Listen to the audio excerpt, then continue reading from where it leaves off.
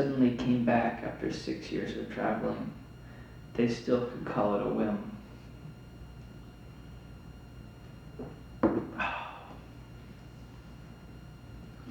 I see myself with Mercier again in the office of that French functionary who resigned after the Petru business last year.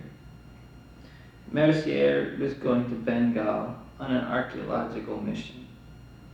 I always wanted to go to Bengal, and he pressed me to go with him. Now I wonder why.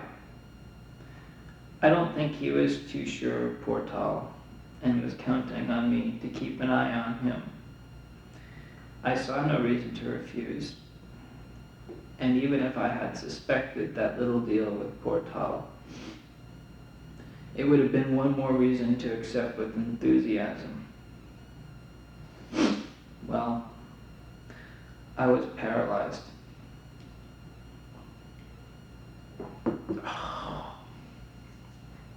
I couldn't say a word. I was staring at a little Khmer statuette on a green carpet next to a telephone. I seemed to be full of lymph or warm milk.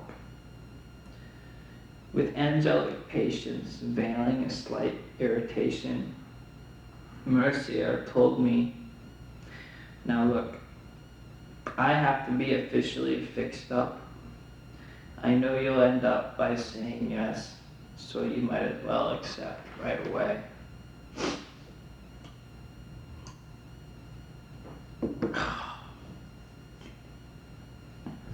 He had a reddish black beard, heavily scented. I got a waft of perfume at each movement of his head. And then, suddenly, I woke from a 6-year slumber. The statue seemed to me unpleasant and stupid, and I felt terribly, deeply bored. I couldn't understand why I was in Indochina. What was I doing there? Why was I talking to these people? Why was I dressed so oddly? My passion was dead.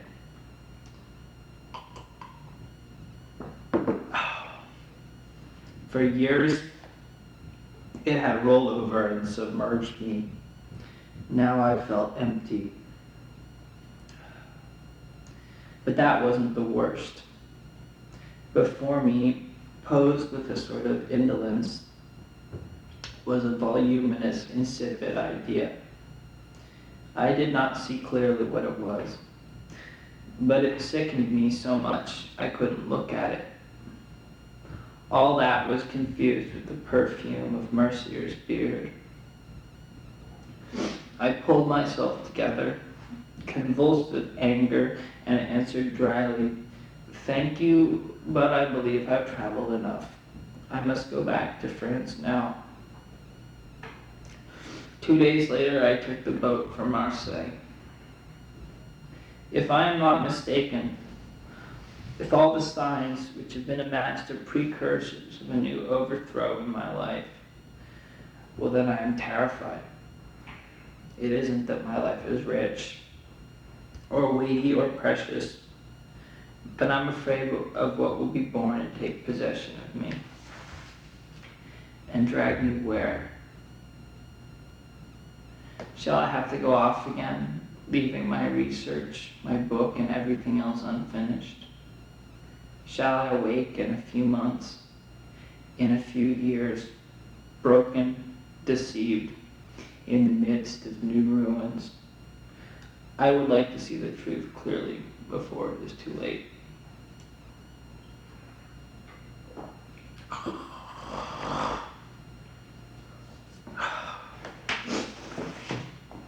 Tuesday, 30th of January. Nothing new. I worked from 9 till 1 in the library. I got chapter 12 started, and all that concerns Rodin's stay in Russia up to the death of Paul I. This work is finished. Nothing more to do with it until the final revision. It is 1:30. I am eating a sandwich in the Café Mabli.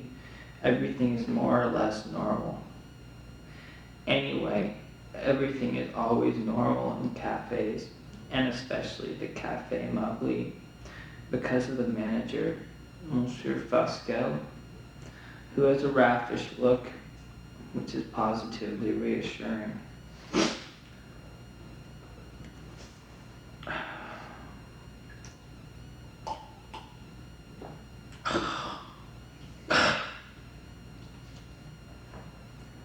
It will soon be time for his nap, and his eyes are pink already, but he stays quick and decisive. He strolls among the tables and speaks confidently to the customers. Is everything all right, monsieur? I smile at seeing him thus. When his place empties, his head empties too. From 2 to 4, the cafe is deserted. Then Monsieur Fasquelle takes a few dazed steps. The waiters turn out the lights, and he slips into unconsciousness. When this man is lonely, he sleeps.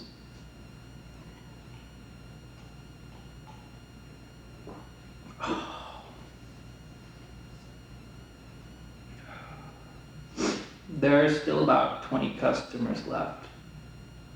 Bachelors, small-time engineers, office employees. They eat hurriedly in boarding houses, which they call their popo. And since they need a little luxury, they come here after their meals. They drink a cup of coffee and play poker dice. They make a little noise, an inconsistent noise which doesn't bother me. In order to exist, they also must consort with others.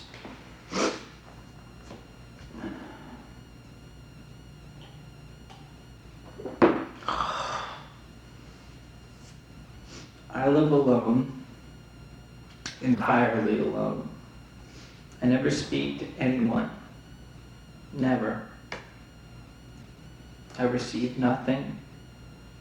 I give nothing. The self-taught man doesn't count. There is Francois, the woman who runs the railwayman's rendezvous. But do I speak to her? Sometimes after dinner, when she brings my beer, I ask her, "Have you time this evening?" She never says no, and I follow her into one of the big rooms on the second floor. She rents by the hour or by the day. I do not pay her. Our need is mutual. She takes pleasure in it. She has to have a man a day, and she has many more besides me.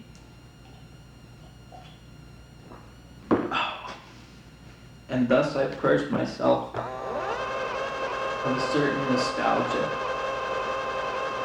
the cause of which I know too well. But we hardly speak. What good is it? Every man for himself. Besides, as far as she is concerned, I am preeminently a customer in her cafe. Taking off her dress, she tells me.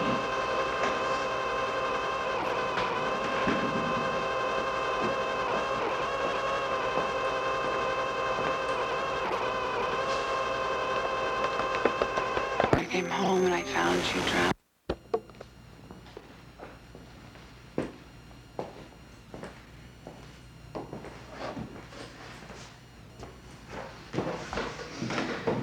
Say, have you ever heard of that aperitif? Brico. Because there are 2 customers who asked me for some this week. The girl didn't know, and she came to ask me. They were commercial travelers, They must have drunk that in Paris. But I don't like to buy without asking. I'll keep my stockings on if you don't mind.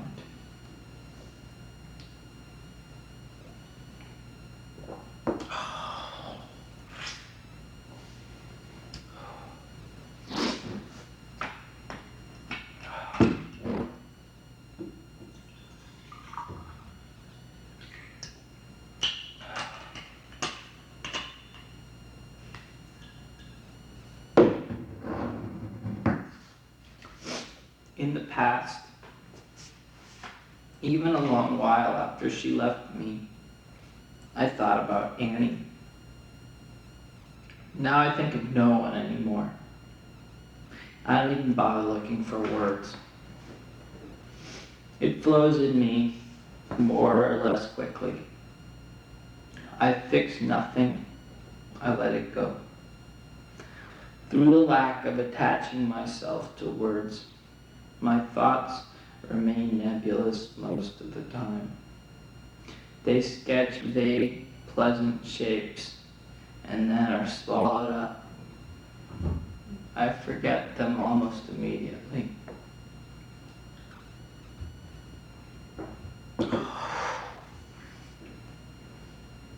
I marvel at these young people. Drinking their coffee, they tell clear, plausible stories. If they are asked what they did yesterday, they aren't embarrassed. They bring you up to date in a few words. If I were in their place, I'd fall over myself.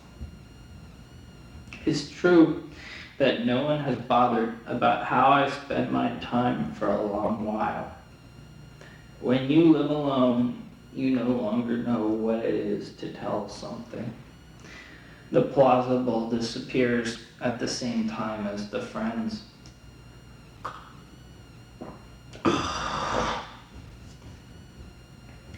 You let events flow past. Suddenly you see people pop up who speak and who go away. You plunge into stories without beginning or end. You'd make a terrible witness. But in compensation, one misses nothing. No improbability or story too tall to be believed in cafes. For example, Saturday, about 4 in the afternoon, on the end of the timbered sidewalk of the new station yard, a little woman in sky blue was running backward, laughing, waving a handkerchief. At the same time, a Negro in a cream-colored raincoat, yellow shoes, and a green hat turned the corner of the street and whistled. Still going backward, the woman bumped into him underneath a lantern which hangs on a paling and which is lit at night.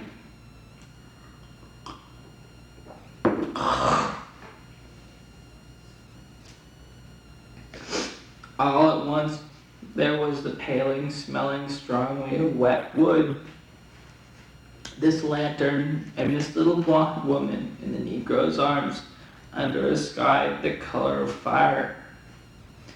If there had been 4 or 5 of us, I suppose we would have noticed the jolt, the soft colors, the beautiful blue coat that looked like an eiderdown quilt, the light raincoat, the red panes of the lantern. We would have laughed at the stupefaction which appeared on these 2 childish faces.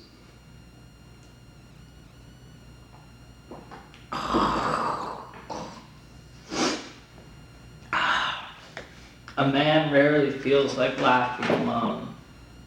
The whole thing was animated enough for me. But it was a strong, even a fierce yet pure sensation. Then everything came asunder. There was nothing left but the lantern, the palisade, and the sky. It was still rather beautiful. An hour later, the lantern was lit, the wind blew, the sky was black, nothing at all was left. All that is nothing new.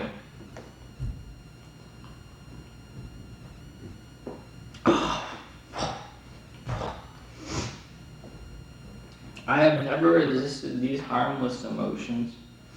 Far from it. You must be just a little bit lonely in order to feel them. Just lonely enough to get rid of plausibility at the proper time. But I remain close to people, on the surface of solitude, quite resolved to take refuge in their midst in case of emergency. Up to now, I was an amateur at heart.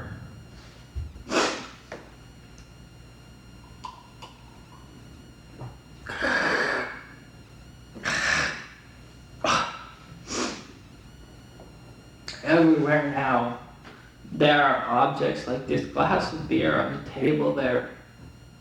When I see it, I feel like saying, enough. I realize quite well that I have gone too far. I don't suppose you can take sides with solitude. That doesn't mean that I look under my bed before going to sleep, or think that I see the door of my room open suddenly in the middle of the night. Still, somehow I am not at peace.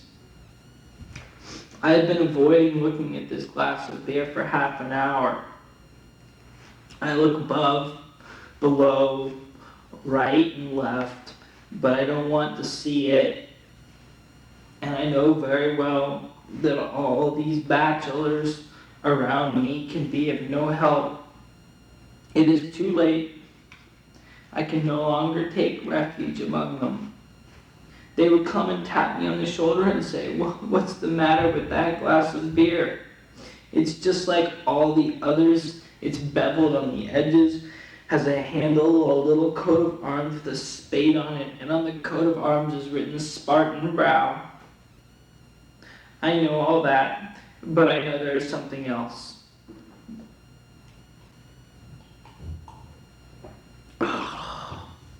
Almost nothing.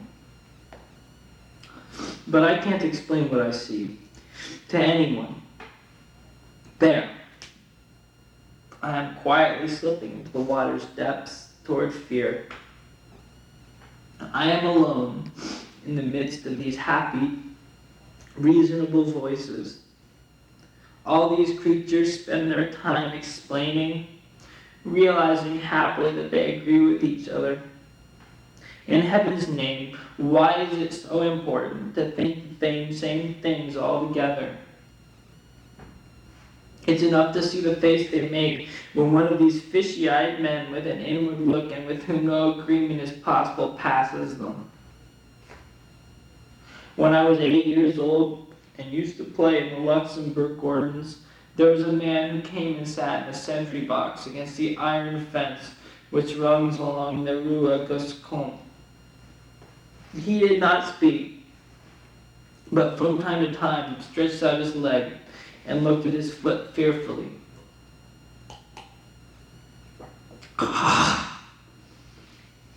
The foot was encased in a boot, but the other one was in a slipper.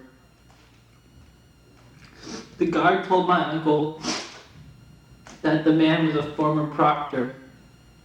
They retired him because he used to come dressed up as an academician to read the school term marks. We had a horrible fear of him because we sensed he was alone. One day he smiled at Robert, holding out his arms to him from a distance. Robert almost fainted.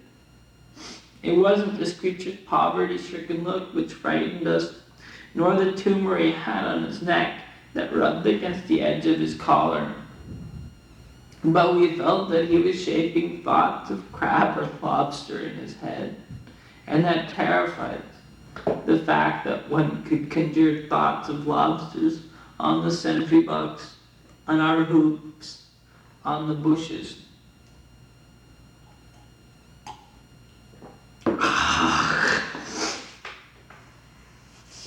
Is that what awaits me then? For the first time, I am disturbed at being alone. I would like to tell someone what is happening to me before it is too late, and before I start frightening little boys. I wish Annie were here. This is odd. I just filled up 10 pages and I haven't told the truth. At least not the whole truth.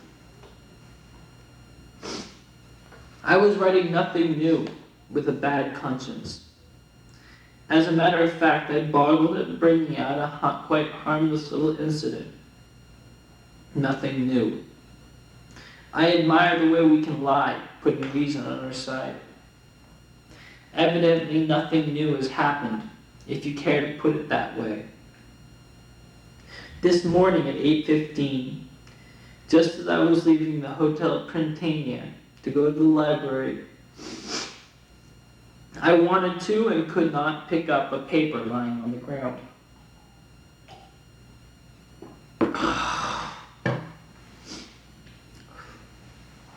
This is all, and it is not even an event. Yes, but to tell the whole truth, I was deeply impressed by it. I felt I was no longer free. I tried unsuccessfully to get rid of this idea at the library. I wanted to escape from it at the Café Mably. I hoped it would disappear in bright light, but it stayed there, like a dead weight inside me. It is responsible for the preceding pages.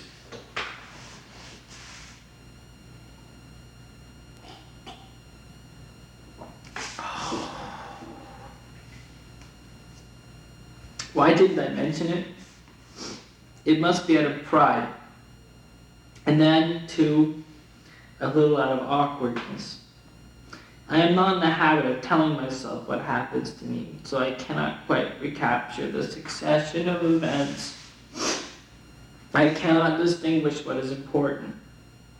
But now it is finished. I have reread what I wrote in the Café Mably, and I am ashamed. I want no secrets or soul states, nothing ineffable. I am neither virgin nor priest enough to play with the inner life. There is nothing much to say. I could not pick up the paper. That's all.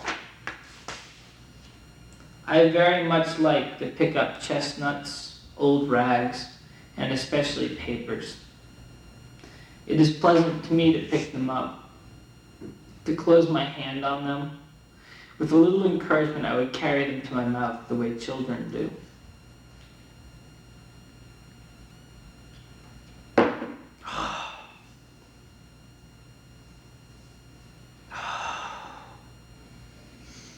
Annie went into a white rage when I picked up the corners of heavy, sumptuous papers, probably soiled by excrement. In summer or the beginning of autumn, you could find remnants of sun-baked newspapers in gardens, dry and fragile as dead leaves, so yellow you might think they had been washed with picric acid. In winter, some pages are pounded to pulp. Crushed, stained, they return to the earth. Others, quite new when covered with ice, all white, all throbbing, are like swans about to fly, but the earth has already cut them from below. They twist and tear themselves on the ground, in the mud, only to be finally flattened out a little further on. It is good to pick up all that.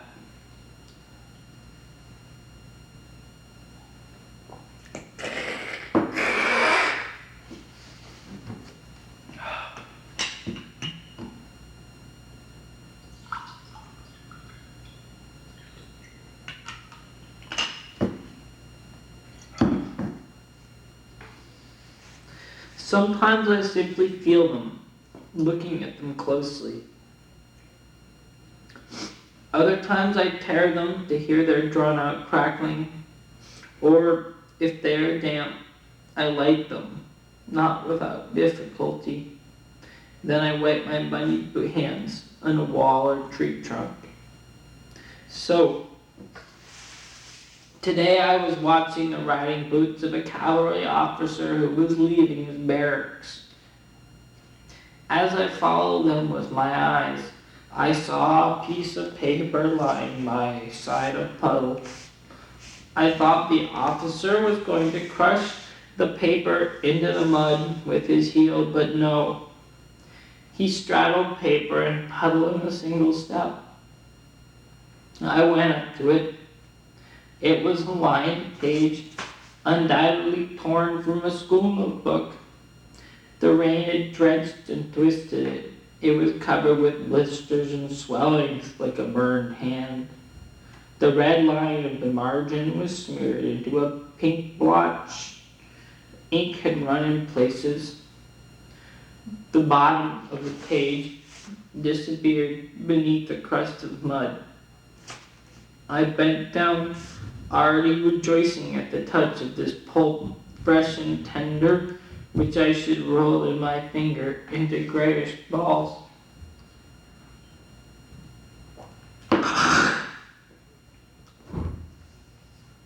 I was unable. I stayed bent down for a second. I read Dictation, The White Owl. Then I straightened up, empty-handed. I am no longer free. I can no longer do what I will. Objects should not touch because they are not alive. You use them, put them back in place. You live among them. They are useful, nothing more. But they touch me. It is unbearable. I am afraid of being in contact with them as though they were living beasts. Now I see. I recall better what I felt the other day at the seashore when I held the pebble. It was a sort of Swedish sickness. How unpleasant it was. It came from the stone. I'm sure of it.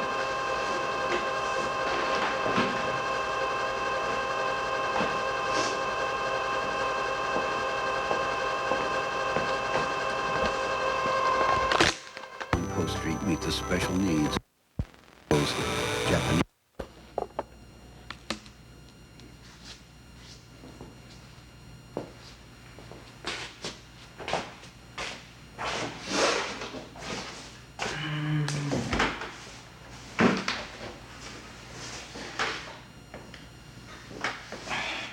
It passed from the stone to my hand. Yes, that's it. A sort of nausea in the hands.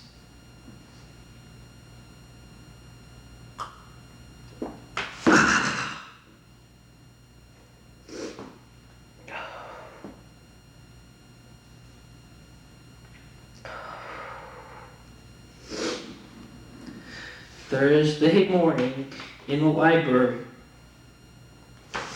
A little while ago, going down the hotel stairs, I heard Lucy, who, for the 100th time, was complaining to the landlady while polishing the steps. The proprietress spoke with difficulty, using short sentences, because she had not put in her false teeth. She was almost naked, in a pink dressing gown and Turkish slippers. Lucy was dirty, as usual. From time to time, she stopped rubbing and straightened up on her knees to look at the proprietress. She spoke without pausing, reasonably.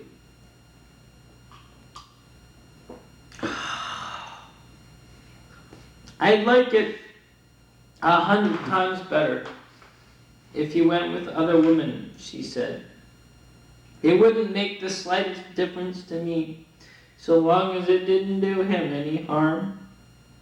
She was talking about her husband. At 40, This swarthy little woman had offered herself and her savings to a handsome young man, a fitter in the Usine Le Coin. She has an unhappy home life. Her husband does not beat her, is not unfaithful to her, but he drinks. He comes home drunk every evening. He's burning his candle at both ends. In 3 months I have seen him turn yellow and melt away. Lucy thinks it's drink. I believe he is tubercular.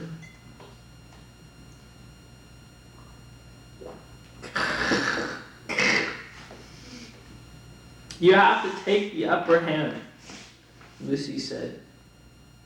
It gnaws at her. I'm sure of it.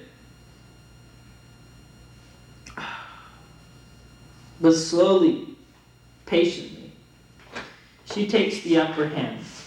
She is able neither to console herself nor abandon herself to her suffering. She thinks about it a little bit, a very little bit. Now and again she passes it on, especially when she is with people, because they console her and also because it comforts her a little to talk about it with poise, with an air of giving advice.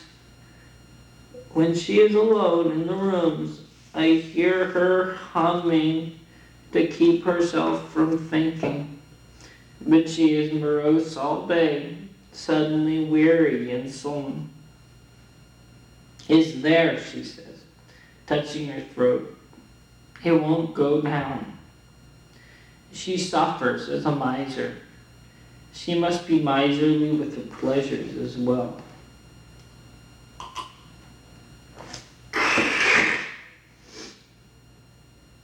I wonder if sometimes she doesn't wish she were free of this monotonous sorrow, of these mutterings which start as soon as she stops singing, if she doesn't wish to suffer once and for all, to drown herself in despair. In any case, it would be impossible for her. She is bound. Thursday afternoon. Monsieur de Roulebon was quite ugly. Queen Marie Antoinette called him her dear ape. Yet he had all the ladies of the court, but not by clowning like Voisin the baboon.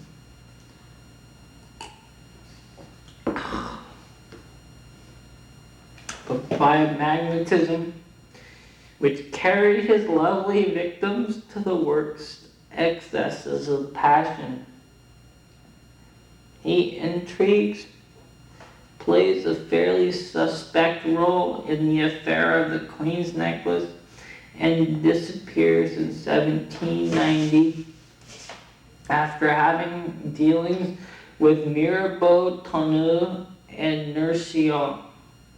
He turns up again in Russia, where he attempts to assassinate Paul I, and from there he travels to the farthest countries, the Indies, China, Turkestan. He smuggles, plots, spies.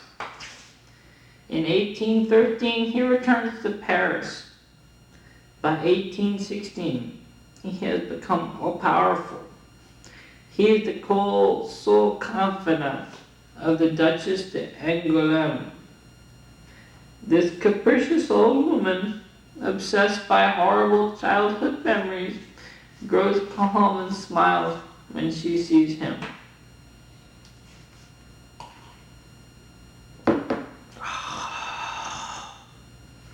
Through her, he works his will at court. In March 1820, he marries Mademoiselle de Roquelaure, a very beautiful girl of 18. Monsieur de Roquelaure is 70. He is at the height of distinction, at the apogee of his life. 7 months later, accused of treason, he is arrested, thrown in jail, where he dies after 5 years of imprisonment without ever being brought to trial. I reread with melancholy this note of Germain Berger. It was by those few lines that I first knew Monsieur de Relevant.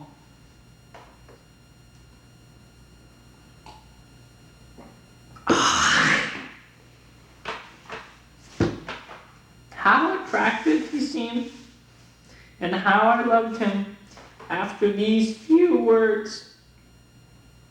It is for him, for this mannequin, that I am here. When I came back from my trip, I could just as well have settled down in Paris or Marseille. But most of the documents concerning the Marquis's long stays in France are in the municipal library of Beauville.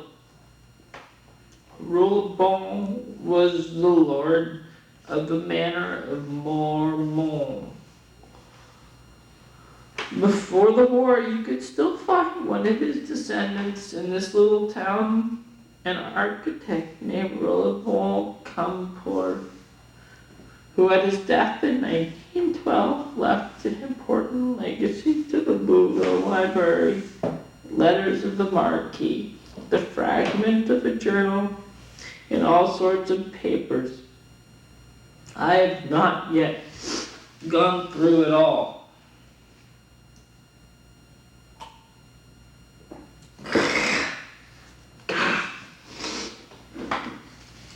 I'm glad to have found these notes.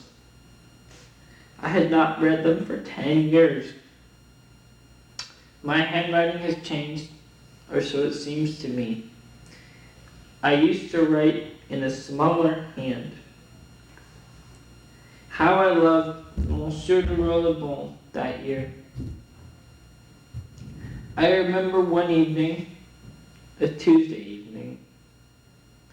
I had worked all day in the Mazarine. I had just gathered from his correspondence of 1789 to 1790 in what a magisterial way he do Nausea. It was dark. I was going down the Avenue de Maine, and I bought some chestnuts at the corner of the Rue de la Gate. Was I happy?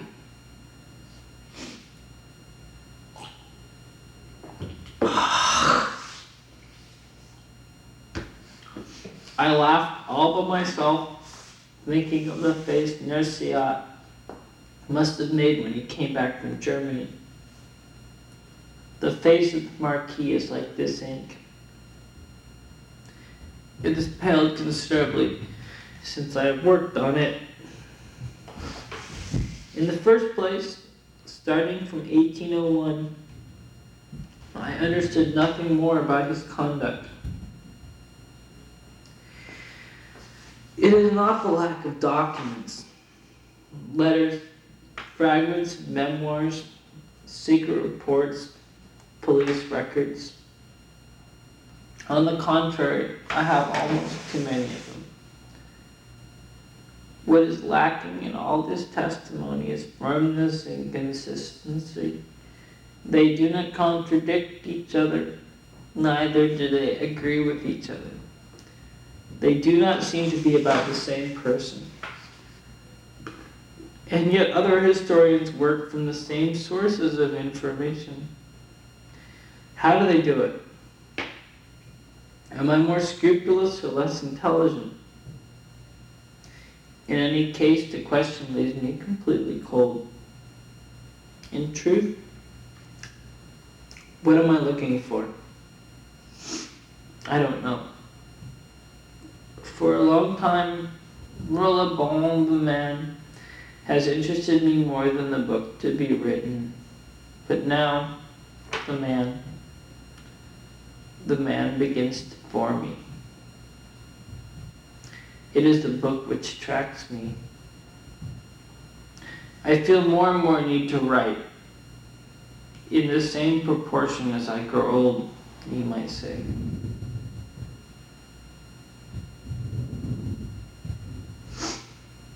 Evidently, it must be admitted that Roland took an active part in the assassination of Paul I, that he then accepted an extremely important espionage mission to the Orient from the Tsar, and constantly betrayed Alexander to the advantage of Napoleon.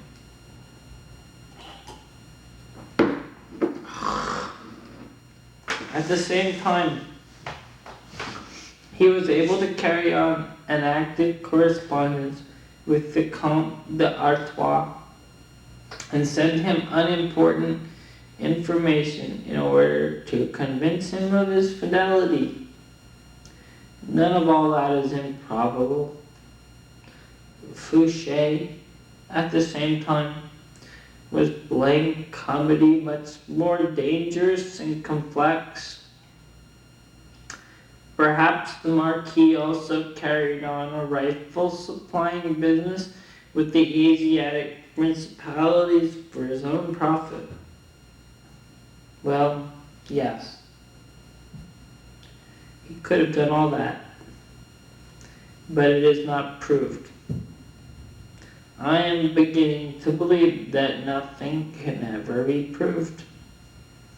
These are honest hypotheses which take the facts into account, but I sense so definitely that they come from me, and that they are simply a way of unifying my own knowledge. Not a glimmer comes from Rollabon's side. Slow, lazy, sulky, the facts adapt themselves to the rigor of the order I wish to give them, but it remains outside of them.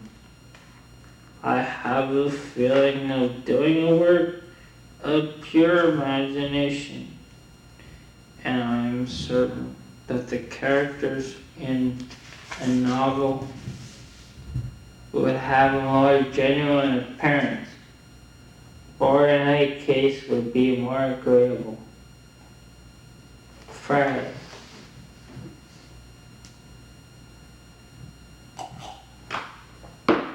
Three o'clock. 3 o'clock is always too late, but too early for anything you want to do. And a moment in the afternoon. Today it is intolerable. A cold sun whitens the dust on the window panes. Pale sky clouded with white. The gutters were frozen this morning. I ruminate heavily near the gas stove. I know in advance the day is lost. I shall do nothing good, except perhaps after nightfall.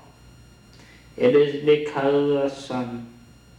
It ephemerally touches the dirty wisp of fog which floats in the air above the construction yard. It flows into my room, all gold, all pale. It spreads four dull, faultless reflections on my table.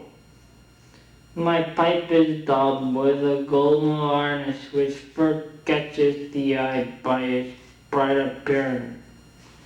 You look at it and the varnish melts. Nothing is left but a great dull streak on a piece of wood. Everything is like that. Everything. Even my hands. When the sun begins shining like that, the best thing to do is to go to bed. Only I slept like a log last night, and I am not sleeping. I like yesterday's sky so much. A narrow sky, black with rain, pushing against the windows like a ridiculous touching face. Like on the rust of the construction girders, on the rotten boards of the fence, a miserly, uncertain light falls, like the look you give after a sleepless night, on decisions made with enthusiasm the day before, on pages you have written in one spurt without crossing out a word. The four cafes on the boulevard Victor Noir, shining in the light side by side, and which are much more than cafes. Aquarium ships, stars, or great white eyes have lost their ambiguous charm. A perfect day to turn back to oneself. These cold claries which the sun projects like a judgment shorn of pity. Oh.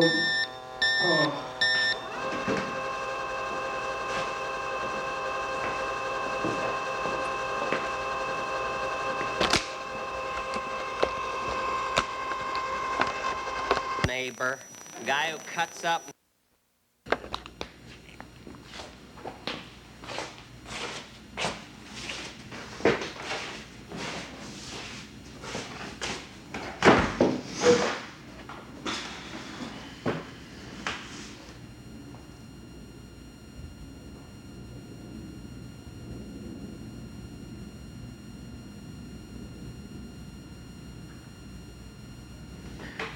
Overall, a diminishing light.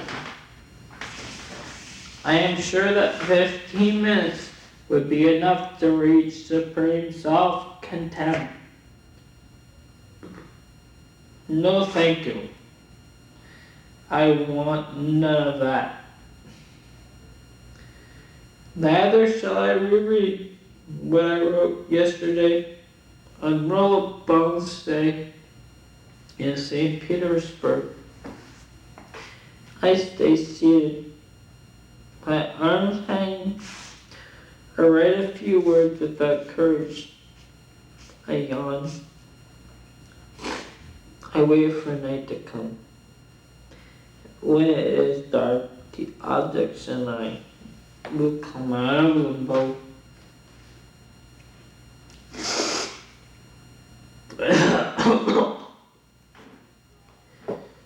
Did Rollin or did he not participate in the assassination of Paul I? That is the question for today. I am that far and can't go on without deciding.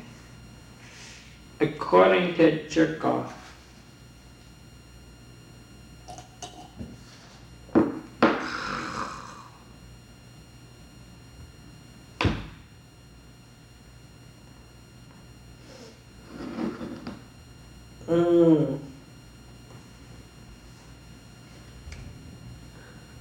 According to Cherkov, he was paid by Count Ballin. Most of the other conspirators, Cherkov says, were content with deposing and imprisoning the Tsar. In fact, Alexander seems to have been a partisan of that solution. But Poland, it was alleged, wanted to do away with Paul completely, and Monsieur de Rollemont was charged with persuading the individual conspirators to the assassination. He visited each one of them, and with an incomparable power, mimed the scene which was to take place. Thus he caused to be born or developed in them a madness for murder. But I suspect Cherkov. He is not a reasonable witness. He is a half-mad, sadistic magician. He turns everything into the demoniacal. I cannot see Monsieur de Rollebon in this melodramatic role, or as mimic of the assassination scene. Never in your life. He is cold, not carried away.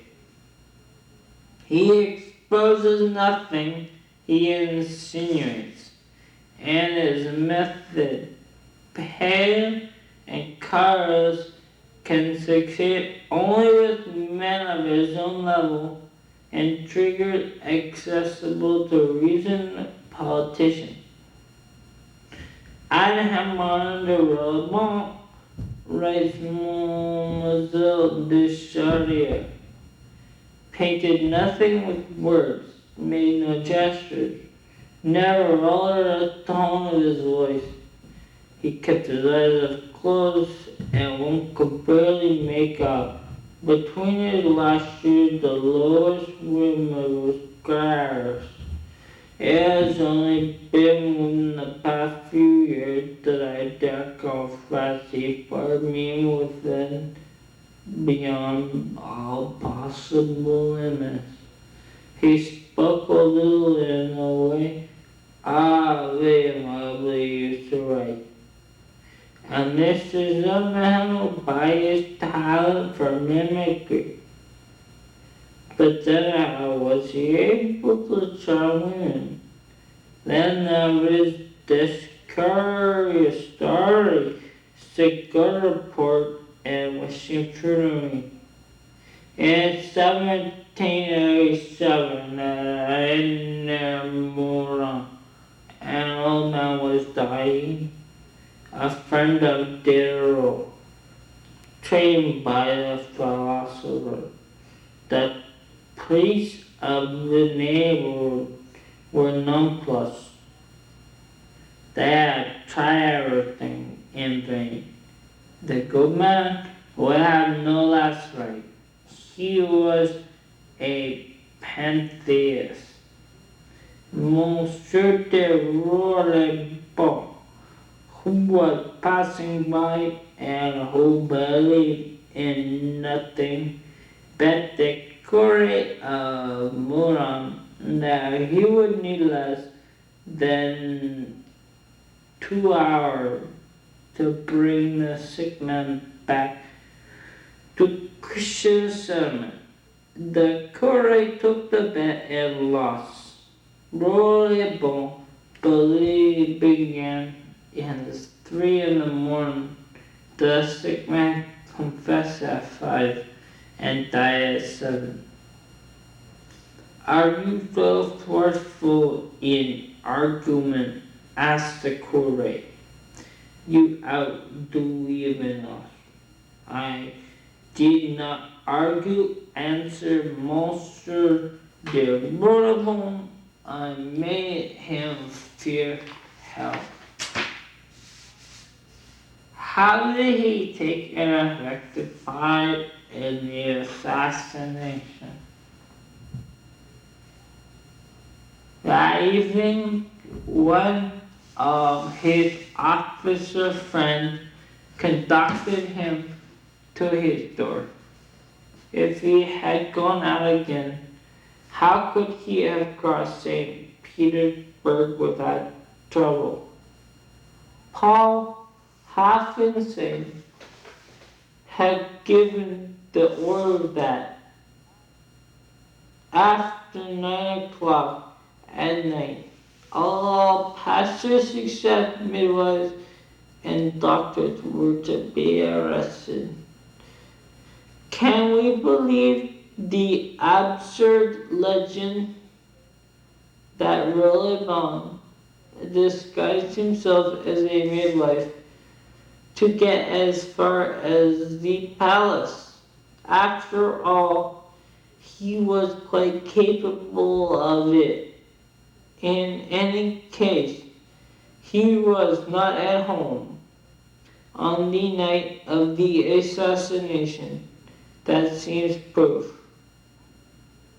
Alexander must have suspected him strongly, since one of his official acts was to send the Marquis away on the vague pretext of a mission to the Far East.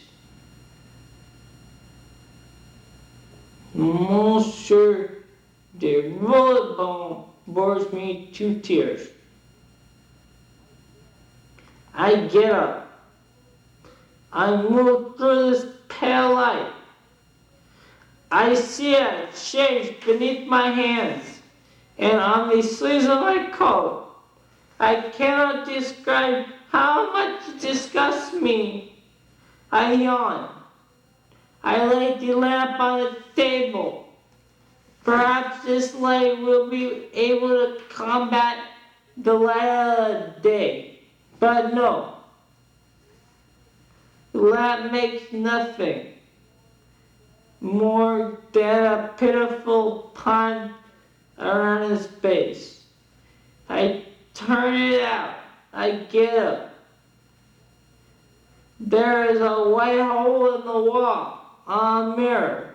It is a trap. I know. I am going to let myself be caught in it. I am.